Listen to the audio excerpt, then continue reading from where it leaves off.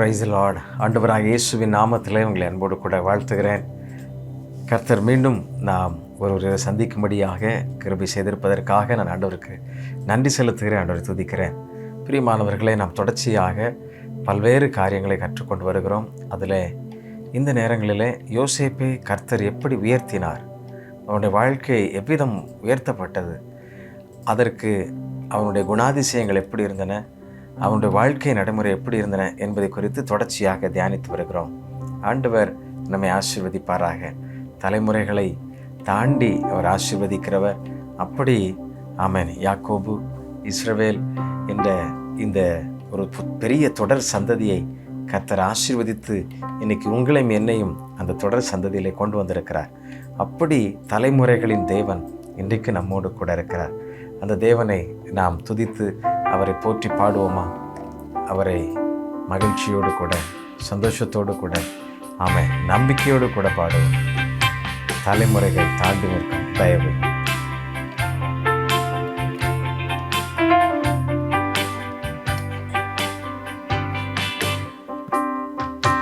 தலைமுறைகள் தாண்டி நிற்கும் தயவு, என் தலை நிமிர்ந்து வாழச் செய்யும் தயவு.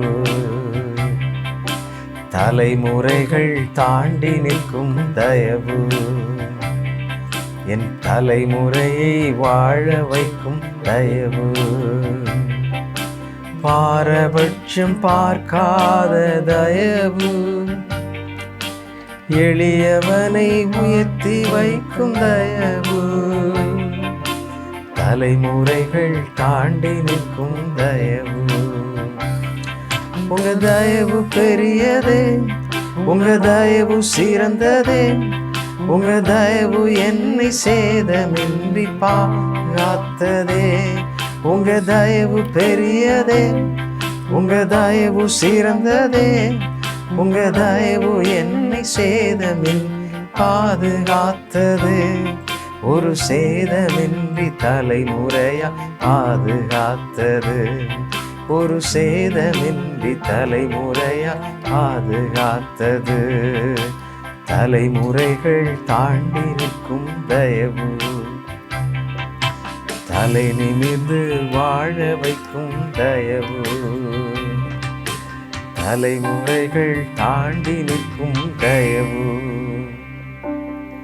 என் தலை நிமிர்ந்து வாழச் செய்யும் தயவு. ஆண்டவர் எவ்வளவு பெரியவர், எவ்வளவாய் ஆமென் தலை நிமிர்ந்து வாழச் செய்கிறார். நல்ல தேவனை நாம் துதிப்போம், ஸ்தோத்தரிப்போம். ஆமென். வேத தியானத்திற்குள் நாம் கடந்து செல்வோம். கர்த்தர் நம்மோடு கூட பேசுவாராக. பிரியமானவர்களே, யாக்கோபு என்னும் சந்ததியை கர்த்தர் ஆசீர்வதித்து ஆமென் பெருகச் செய்திருக்கிறார்.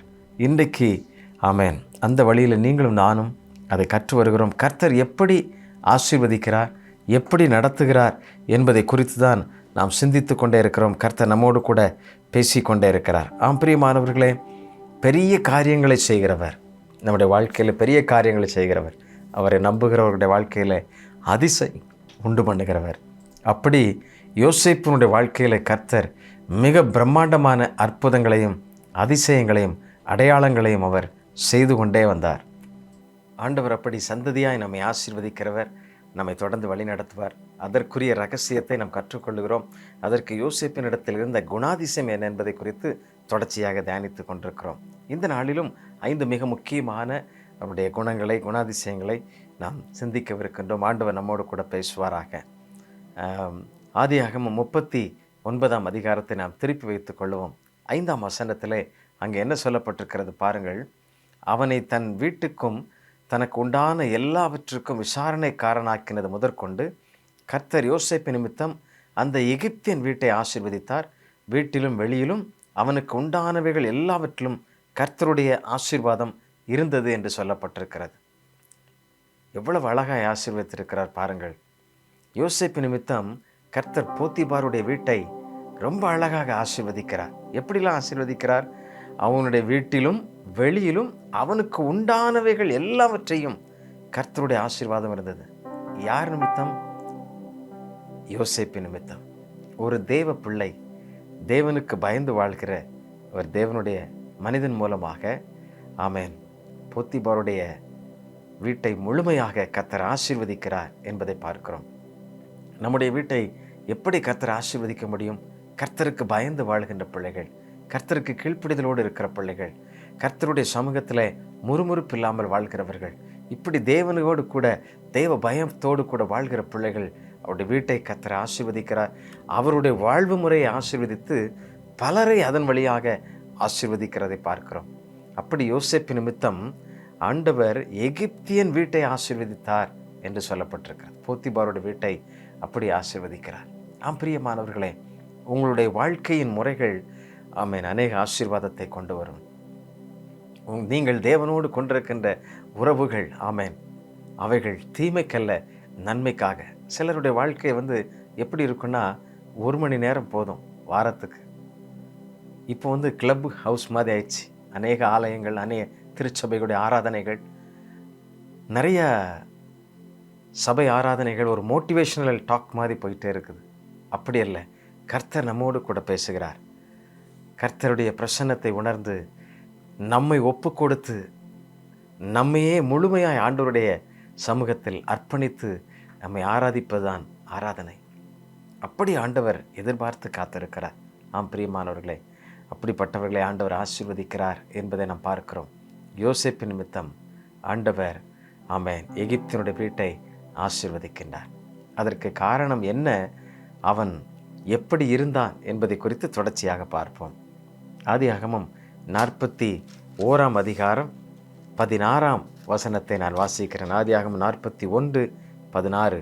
அப்பொழுது யோசேப்பு பார்வோனுக்கு பிரதியுத்தரமாக, நான் அல்ல, தேவனே பார்வோனுக்கு மங்களமான உத்தரவு அருளி செய்வார் என்றார்.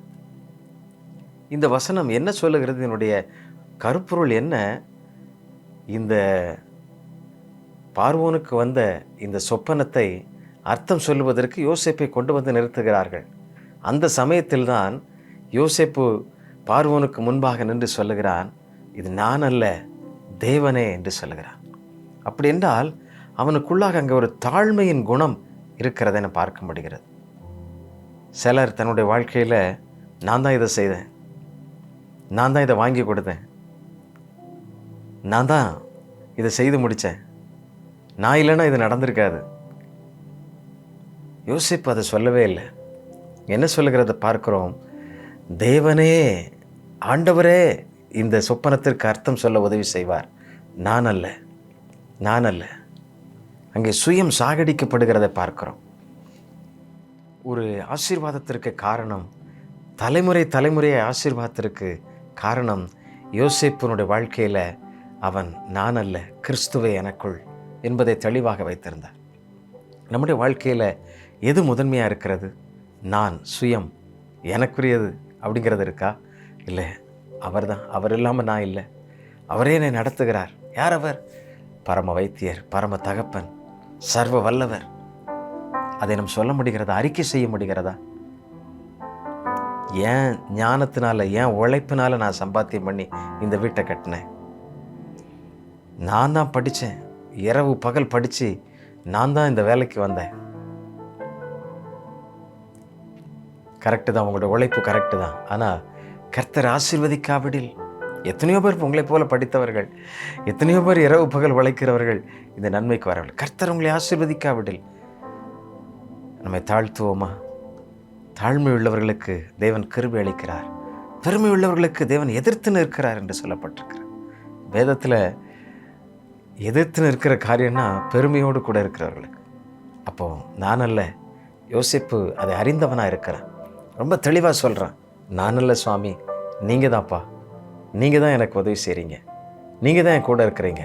அப்படி நம்ம அர்ப்பணிக்கும் பொழுது ஆண்டவர் மிகப்பெரிய காரியங்களை அற்புதமாக நம்முடைய வாழ்க்கையில் செய்வார் என்பதில் சந்தேகமே கிடையாது. அந்த குணம் அவனுக்குள்ள ஒரு பெரிய மேன்மையை கொண்டு வந்திருக்கிறத பார்க்கிறோம், ஒரு உயர்வை கொண்டு வந்திருக்கிறத பார்க்கிறோம். இந்த மூன்றாவதாக, மற்றவர்களுக்கு உதவி செய்கிற ஒரு மிகப்பெரிய குணம் அவனுக்குள்ளாக இருக்கிறத பார்க்கிறோம். மற்றவர்களுக்கு உதவி செய்கிற ஒரு குணம்.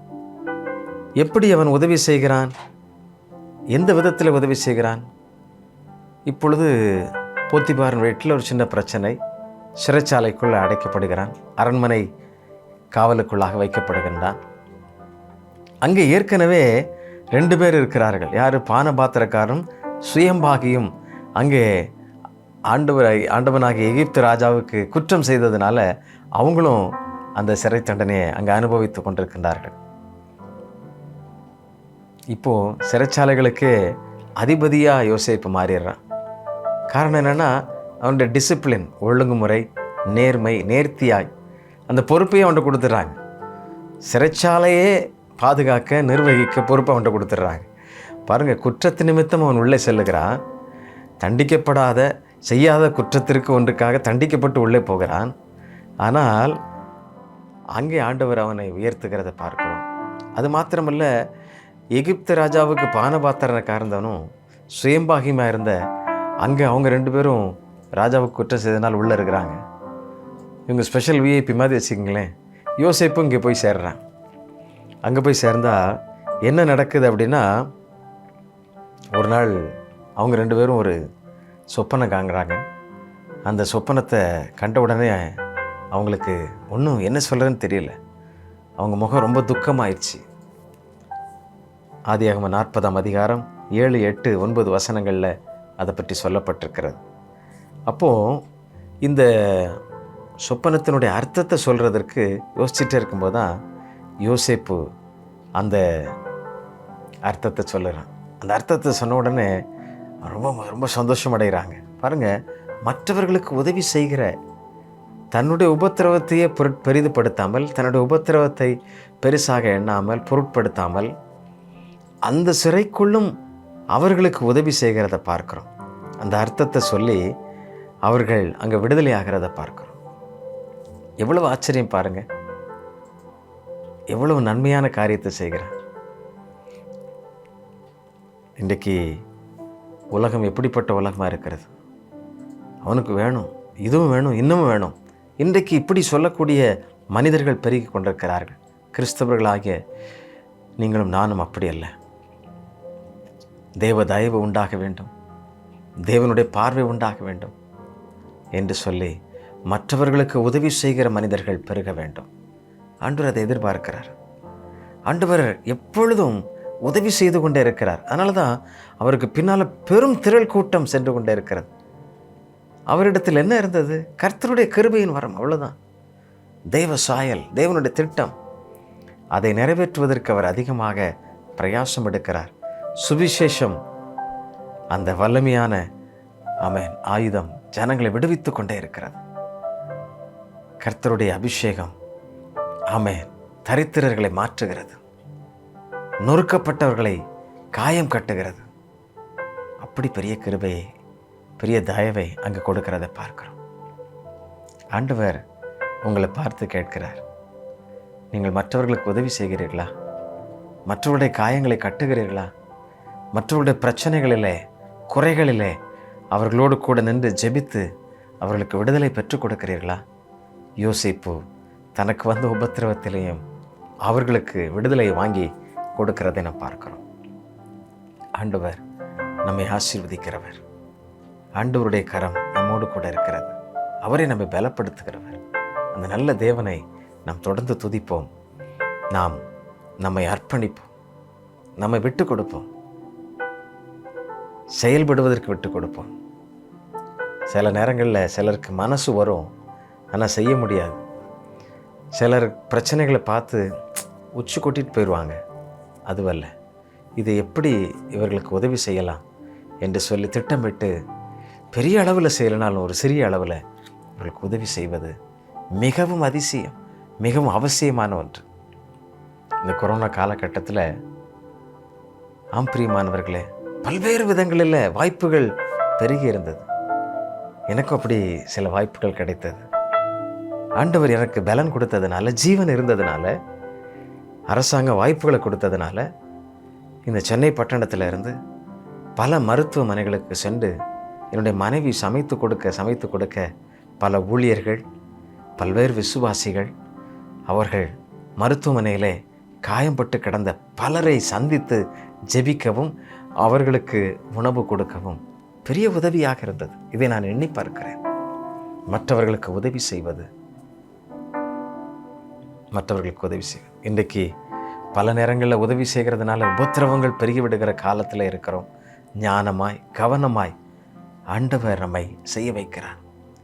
நீங்களும் நானும் கர்த்தருடைய பிள்ளைகள். நம் கர்த்தருடைய சத்தத்தை கேட்டு செய்யும் பொழுது மிகுந்த ஆசீர்வாதத்தை நாம் பெற்றுக்கொள்ள முடியும். ஆண்டவர் நமக்கு உதவி செய்வாராக. 4வதாக அங்கே என்ன நடக்கிறது என்று பாருங்கள். 3வதாக பார்வோனுடைய பிரதானிகளுடைய சொப்பனத்தை அவன் எனக்கு விடுவித்து உதவி செய்கிறான். 4வதாக யோசேப்பு உயர்ந்ததற்கு காரணம் உன் சகோதரன் மீது அதிக பாசம் உள்ளவன் என்று சொல்லப்பட்டிருக்கிறது. அந்த எப்படி பாசம் அவனுக்கு இருந்தது அப்படின்னா, போன இதிலே சொன்னேன், தகப்பன் சொன்ன உடனே, யாக்கோபு சொன்ன உடனே, இஸ்ரவேல் சொன்ன உடனே, எப்பா சீகமுக்கு போயிடணும், சாப்பாடு எடுத்துகிட்டு போயிரு, அவங்கெல்லாம் ஆடுக மேய்க்க போயிருக்கிறாங்க, பிள்ளைகள்லாம் சாப்பிடாமல் இருப்பாங்க. சரிப்பா, தகப்பனுக்கு ரொம்ப பிரியமானவன் தான். ஆனால் தகப்பன் அனுப்புகிறான், போகும்போது ஓகே ரைட், உடனே புறப்பட்டு போகிறான். அது மாத்திரமல்ல, சகோதரர்கள் மீது இவனுக்கு ஒரு தனிப்பட்ட ஒரு பாசம் இருக்கிறது. எப்படி அந்த பாசம் இருக்கிறது? இப்போ இவங்கெல்லாம் பலவரனை அங்கேயே கலட்டிட்டு இவனை குழியில் தூக்கி போட்டு விற்று போட்டு அனுப்பிச்சிட்டாங்க. இவன் வேண்டாம், தகப்பன்ட்ட வந்து சொல்லிட்டாங்க செத்து போயிட்டான்னு சொல்லி. ஆனால் யோசேப்பு அவன் எப்படிப்பட்டவனாக இருந்தான் அப்படிங்கிறதுக்கு சில வசனங்களை நான் வாசிப்போம், தியானிப்போம். ஆதியாகமம் 42:24 நான் வாசிக்கிறேன். ஆதியாகமம் 42:24 அங்கே என்ன சொல்லப்பட்டிருக்கிற பாருங்க. அவன் அவர்களை விட்டு அப்புறம் போய் அழுது திரும்ப அவர்களிடத்தில் வந்து அவர்களோடு பேசி அப்படின்னு சொல்லப்பட்டிருக்கிறது. எப்போ இது எப்படி நடக்குது? இப்பொழுது எகிப்தில் தானியம் இருக்கிறது, மற்ற எல்லா இடத்துலையும் பஞ்சம் வந்துடுச்சு. யோசேப்பு இருக்கிற இடம் செழிப்பாக இருக்கிறது. தேவனோடு கூட இருக்கிற மனிதன், தேவ தரிசனம் பெற்றவன், தேவ திட்டம் இருக்கிறவன். ஆமேன், அல்லேலூயா. தேவ பிள்ளைகள் இருக்கிற இடம் தோல்வி இல்லை, அங்கே செழிப்பு இருக்கும். அந்த பட்டணம் ஆசீர்வதிக்கப்பட்டிருக்கும். ஆமேன். உங்கள் வீடு ஆசீர்வதிக்கப்பட்டிருக்கிறதா? கர்த்தருடைய கிருபை இருக்கிறது. கேளுங்க, ஆண்டவரிடத்தில் கேளுங்க. ஆண்டவர் நம்முடைய கிருபை எங்களுக்கு வேணும்னு கேளுங்க. நம்முடைய நிறைவான ஆசீர்வாதம் எங்களுக்கு வேணும், பூரண சமாதானம் வேணும்னு கேளுங்க. சகோதரர்கள் மீது அதிக பாசம் வைத்திருக்கிறான். இங்கே ஒரு முறை அழுறான். இன்னொரு பக்கம் பாருங்க, 43:20 வாசிக்கிறேன். அங்கே என்ன சொல்லப்பட்டிருக்கிற? ஆண்டவரே, நாங்கள் தானியம் கொள்ளும்படி முன்னே வந்து போனோம் அப்படி சொல்லிட்டு 29 அவன் தன் கண்களை ஏறெடுத்து தன் தாய் பெற்ற குமாரனாகிய தன் சகோதரன் பென்யமீனை கண்டு, நீங்கள் எனக்கு சொன்ன உங்கள் இளைய சகோதரன் இவன் தானா என்று கேட்டு, மகனே, தேவன் உனக்கு கிருபை செய்ய கடவர். யோசேப்பின் உள்ளம் தன் சகோதரனுக்காக பொங்கினபடியால் அவன் அழுகிறதற்கு இடம் தேடி துரிதமாய் அறைக்குள்ளே போய் அங்கே அழுதான் அப்படின்னு சொல்லப்பட்டிருக்கிறது. அழுகிறதற்கு இடம் தேடி.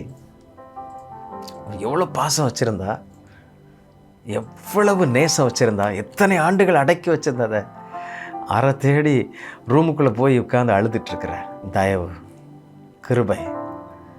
இன்றைக்கு சில சகோதரர்களை வீட்டுக்குள்ளே ஏற்றுறதில்லை.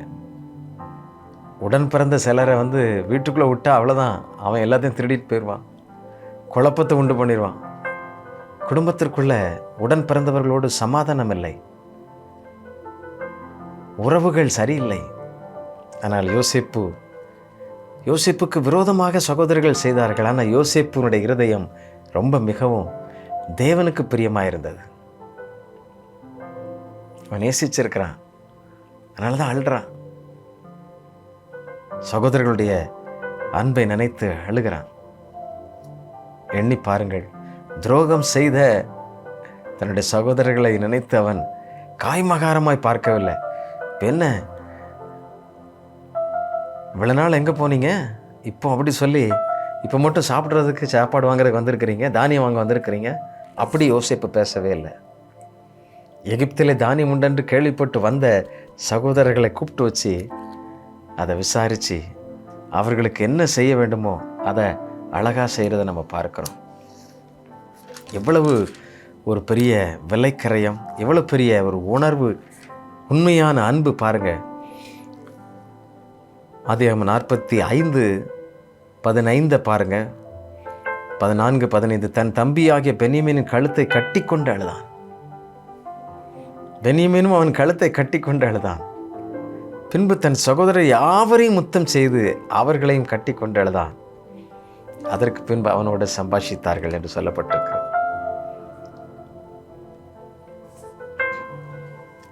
எல்லாரையும் நேசிச்சிருக்கிறான். என்னை இவன் தானே குழியில் தூக்கி போட்டான், இவன் தானே என் ட்ரெஸ்ஸை எடுத்தான், இவன் தானே இஸ்மவேல் இடத்துல என்னை விட்டு போட்டான். அதை யோசிக்கவே இல்லை, அதை பற்றி பேசலை. நீங்கள் செய்ததுனால தான் ஐயா, இந்த உபத்திரவத்தின் பாதையில் நான் போனதுனால தான் இந்த உயர்வு, இந்த போத்திபாருடைய வீட்டிற்கு, எகிப்து தேசத்திற்கு நான் அதிபதியாக மாறினேன். கர்த்தர் என்னை உயர்த்தினார் என்கிற அந்த உணர்வு அவனுக்குள்ளாக தெளிவாக இருந்தது. உபத்திரவத்தை கண்டு அவன் அஞ்சவில்லை. போராட்டத்தை பார்த்து, பிரச்சனைகளை பார்த்து அவன் துவண்டு விடவில்லை. கர்த்தர் என்னை உயர்த்தினார் என்கிற ஒரு பெரிய தைரியம் அவனுக்குள்ளாக இருந்தது. நீங்கள் படுகிற உபத்திரவம் ஒரு நாள் வீண் போவதில்லை. கர்த்தருக்குள் நீங்கள் படுகிற பிரயாசம் அது ஆசீர்வாதத்தை கொண்டு வரும், நன்மைகளை கொண்டு வரும். உங்களுடைய பிரச்சனைகளை முற்றுப்புள்ளியாக்கும், முடிவாக்கும். இழந்து போன உறவையும் திரும்ப கொண்டு வரும். சகோதர நிமித்தம் அதிக பாசம் கொண்டவன். இன்றைக்கு நம்முடைய வாழ்க்கை எப்படி இருக்கிறது? யோசேப்பினுடைய ஆசீர்வாதம் இப்படி குழந்தை உள்ளமாக இருந்திருக்கிறது. கொஞ்சம் கூட விரோத போக்கே இல்லை அவனுடைய மனதில். நாம் அப்படி இந்த உலகத்தில் இருக்க முடியுமா? ஆண்டவர் அப்படி நம்மை அழைக்கிறார். எல்லாரையும் நேசிக்கும் அந்த இதயம், எல்லார் மேலேயும் அன்பு கொள்ளும் அந்த இதயம். அது நிமித்தமாகத்தான் யோசேப்பு ஆசீர்வதிக்கப்பட்டு உயர்த்தப்பட்டிருந்தார்.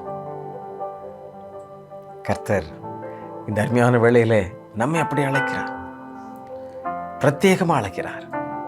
ஆண்டவருடைய சத்தத்திற்கு நாம் கீழ்ப்படிய முடியுமா? இறுதியாக யோசேப்பை கர்த்தர் உயர்த்தினதற்கு ஒரு காரணம் என்ன?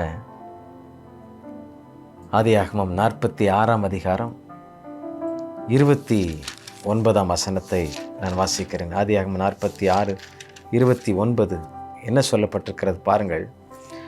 யோசேப்பு தன் ரதத்தை ஆயத்தப்படுத்தி அதன் மேல் ஏறி தன் தகப்பனாகிய இஸ்ரவேலை சந்திக்கும்படி போய் அவனை கண்டு அவனுடைய கழுத்தை கட்டி கொண்டு வெகு நேரம் அவன் கழுத்தை விடாமல் அழுதான். அப்பொழுது இஸ்ரவேல் யோசேப்பை பார்த்து, நீ இன்னும் உயிரோடு இருக்கிறாயே, நான் உன் முகத்தை கண்டேன் என்று சொல்றான். பெற்றோர் மீது பாசம் உள்ளவன். சகோதரர்கள் மீது மாத்திரமல்ல, பெற்றோர்கள் மீதும் அந்த பாசம் அவனுக்குள்ளாக இருக்கிறது. அந்த உணர்வு அவனுக்குள்ளாக இருக்கிறதை பார்க்கிறோம். ரொம்ப தெளிவாக இருக்கிறான், ரொம்ப தெளிவாக இருக்கிறான். இன்றைக்கு பெற்றோர்களை நாம் நேசிக்கிறோமா? பெற்றோர்கள் மீது பாசம் வைத்திருக்கிறோமோ? எனக்கு மாத்திரம் பாத்தியத்தில் பங்கு சரியாக கொடுக்கல, ஓரவஞ்சனையாக செய்துட்டாங்க, எனக்கு செய்ய வேண்டியதை அவங்க சரியாக செய்யலை. எனக்கு அன்பானவர்களை, கர்த்தர் உங்களை உயர்த்துவார், கர்த்தர் உங்களை ஆசீர்வதிக்கிறவர். யோசேப்பு அதெல்லாம் பார்க்கவே இல்லை. ஆனாலும் பெற்றோர் மீது அதிக அன்பு வைத்து கழுத்தை கட்டி கொண்டு வெகு நேரம் அப்படின்னு போட்டிருக்கு. வெகு நேரம் அவன் கழுத்தை விடாமல் பிடிச்சி, யாக்கோபின் கழுத்தை பிடிச்சு கொண்டு அவன் அழுது கொண்டே இருக்கிறான். என் தகப்பனே, என் தகப்பனே. உங்கள் அப்பா அம்மாவை நீங்கள் மதிக்கிறீங்களா? அவங்களுடைய பிறந்த நாளுக்கு நீங்கள் அவங்களுக்கு கேக் ஓட்டி மகிழ்கிறீங்களா? பெற்றோர்கள் சில நேரங்களில் கண்டிப்பாக நடந்திருப்பாங்க, அதனால் அவங்க மேலே கோபத்தோடு இருக்கிறீங்களா? சில நேரங்களில் பெற்றோர் புரியாமல் பல காரியங்களை சொன்னதையே திரும்ப சொல்கிற மாதிரி இருக்கும். அப்படி அவங்களை இகழ்ந்து கொள்கிறீங்களா? கவனமாயிருங்கள். நாமும் அதே போல் அதே வரிசையில் வருவோம் என்பதை எண்ணி நாம் மறந்துவிடக்கூடாது. கவனமாக இருக்க வேண்டும். அதிகமாய் நேசிக்க வேண்டும், அதிகமாய் அன்பு கூற வேண்டும். அவர்கள் குழந்தை போல மாறுகின்ற பருவம்தான் முதிர் பருவம். தகப்பனுடைய பருவத்தை நீங்கள் நேசிக்கிறீர்களா? உங்களால் இயலாமல் போகலாம், உங்களால் கூடாமல் போகலாம், உங்களிடத்தில் பணம் இல்லாமல் இருக்கலாம், அவர்களுக்கு செய்ய வேண்டிய பல மருத்துவ உதவிகள் கூட செய்ய முடியாத பல சூழ்நிலைகள் இருக்கலாம். கனிவாய் விசாரிக்கிறீர்களா? ஒருவேளை உணவை அன்போடு ஊட்டுகிறீர்களா? பலர் பெற்றோரை விசாரிப்பதே இல்லை. பலர் பெற்றோருக்கு உணவு சரியாக கிடைக்கிறதா என்பதை உறுதிப்படுத்துவதே இல்லை. பலர் பெற்றோரை முதியோர் இல்லத்தில் சேர்த்து விடுகிற நாட்கள் அநேகர் செய்து கொண்டிருக்கிறதை பார்க்கிறோம். ஆண்டவர் நம்மோடு பேசுகிறார். யோசேப்பினுடைய உயர்வு, அந்நிய தேசத்திலே யோசேப்பினுடைய உயர்வு ஒரு எகிப்து தேசத்திற்கு தலைவனாக மாறக்கூடிய அளவிற்கு கர்த்தர் அந்நிய தேசத்தில் ஒருவனை உயர்த்த முடியும் என்றால் உங்களையும் ஆண்டவர் உயர்த்துவார். அதற்கு இப்படிப்பட்ட குணாதிசயங்கள் நிச்சயமாக இருக்க வேண்டும். இன்றைக்கு நாம் தியானித்தது என்ன? போத்திபார் வீட்டை கர்த்தர் எப்படி ஆசீர்வதிக்கிறார்? யோசேப்பு நிமித்தம் ஆசீர்வதிக்கிறார். அவனுடைய கீழ்ப்படிதல். இரண்டாவதாக தாழ்மையோடு இருக்கிறான். நான் அல்ல, ஆண்டவரே இந்த வார்த்தையை, சொப்பனத்தை அர்த்தம் சொல்ல வைப்பார் என்று சொல்லி தன்னை ஒப்பு கொடுக்கிறான். மூன்றாவதாக என்ன சொல்லுகிறான்? மற்றவர்களுக்கு உதவி செய்கிறான். பிரதானிகளுக்கு அவன் உதவி செய்து மற்றவர்களுக்கும் அவன் உதவி செய்கிறவனாக இருக்கிறான். நான்காவதாக சகோதரர்கள் மீதும், ஐந்தாவதாக பெற்றோர்கள் மீதும் அதிக பாசம் உள்ளவன். எங்கேயும் கசப்பு வைக்கவில்லை, எங்கேயும் அவன் காய்மகாரமாய் பார்க்கவில்லை. துரோகம் செய்து விட்டார்களே என்று சொல்லி எந்த இடத்திலும் அவன் அதை பற்றியே கூறவில்லை. அவ்வளவு நேர்மையாய், நேர்த்தியாய் தன்னுடைய வாழ்க்கையில வாழ்ந்தது நிமித்தமாகத்தான் அந்நிய தேசத்திலே கர்த்தர் அவனை உயர வைத்திருந்தார் என்று சொல்லி பார்க்கிறோம். ஆண்டவர் உங்களையும் அப்படி ஆசீர்வதிப்பார். நீங்கள் எந்த இடத்தை சரி செய்யணும், இன்றைக்கு உங்களை ஒப்பு கொடுங்க, இன்றைக்கு உங்களை அர்ப்பணிங்க. கர்த்தர் நிச்சயமாக உயர்த்துவார். கண்களை மூடி ஜெபிக்கலாமா? கர்த்தரை நோக்கி பார்ப்போம். ஆண்டவரே, நீர் எங்களை உயர்த்தும், நீர் எங்களை நடத்தும், நீர் எங்களோடு கூட இருக்கிறீர் என்று சொல்லி கர்த்தருடைய சமூகத்தில் நம்மை அர்ப்பணிப்போம். அன்புள்ள நல்ல பிதாவை நாங்கள் துதிக்கிறோம். யோசேப்பு நிமித்தம் ஒரு எகிப்தியனுடைய வீட்டையே கர்த்தர் நீர் ஆசீர்வதிக்கிறேன். ஒரு பிள்ளை நிமித்தம், ஒரு பிள்ளை உமக்காக நின்றதினால ஒரு தேசத்தையே நீர் ஆசீர்வதித்தீரப்பா. அவனுடைய குணாதிசயங்களை பார்த்து கொண்டிருக்கிறோம் பிதாவே. தலைமுறைகளை தாண்டி நீர் உம்முடைய தயவை பெருகச் செய்கிறவர், ஆசீர்வதிக்கிறவர். அப்படி இன்றைக்கு அர்ப்பணிக்கின்ற பிள்ளைகள், தங்களை தாழ்த்துகின்றவர்கள், தங்களை வெறுமையாக்கி ஒப்பு கொடுக்கின்றவர்கள், கசப்பின் வேரை அகற்றுகின்றவர்கள், சகோதரர்கள் மீதும் பெற்றோர்கள் மீதும் அன்பை பொழியச் செய்ய போகின்றவர்கள் ஒவ்வொருவரையும் கர்த்தர் ஆசீர்வதிப்பீராக. இதுவரைக்கும் இருமாப்போடு செருக்கோடு ஆமென் பல்வேறு விதங்களில் வாழ்ந்திருக்கலாம். இனி அப்படி அல்லப்பா. இன்றைக்கு யார் யார் உண்மையாய் அர்ப்பணித்து ஒப்பு கொடுக்கிறார்களோ அவர்களுடைய எல்லைகளிலே பூரண சமாதானம் இருப்பதாக, மகிழ்ச்சி இருப்பதாக, நன்மை இருப்பதாக, ஆசீர்வாதம் பல மடங்காய் பெருகுவதாக. இயேசுவே, அவருடைய வாழ்வின் எல்லைகளை மாற்றும், வழிமுறைகளை மாற்றும், புதிய வாழ்வு அவர்களுக்கு உண்டாகட்டும். நீரே அவர்களை சமாதானமாய் தங்க பண்ணும். அப்படி செய்கிறதற்காக உமக்கு நன்றி. நீரே ஆசீர்வதித்தரணும். சகல துதியும் எல்லா கனமும் மகிமையும் உமக்கே உண்டாகட்டும். ஏற்றுக்கொள்ளும், எங்கள் அர்ப்பணிப்பை ஏற்றுக்கொள்ளும். இயேசுவின் நாமத்திலே கேட்கிறோம் நல்ல பிதாவே, ஆமென். கர்த்தர் உங்களை ஆசீர்வதிப்பாராக. உயர்ந்த குணங்களை கொண்டு வாழுங்கள். நீங்கள் பெற்றுக்கொண்ட, நீங்கள் அர்ப்பணித்ததை எங்களுக்கும் தெரியப்படுத்துங்க. இல்லைன்னா அந்த கமெண்ட் பாக்ஸில் போடுங்க. நாங்களும் சேர்ந்து கர்த்தரை மகிமைப்படுத்துவோம். ஆண்டோடைய நாமம் மகிமைப்படுவதாக. தேங்க்யூ. God bless you.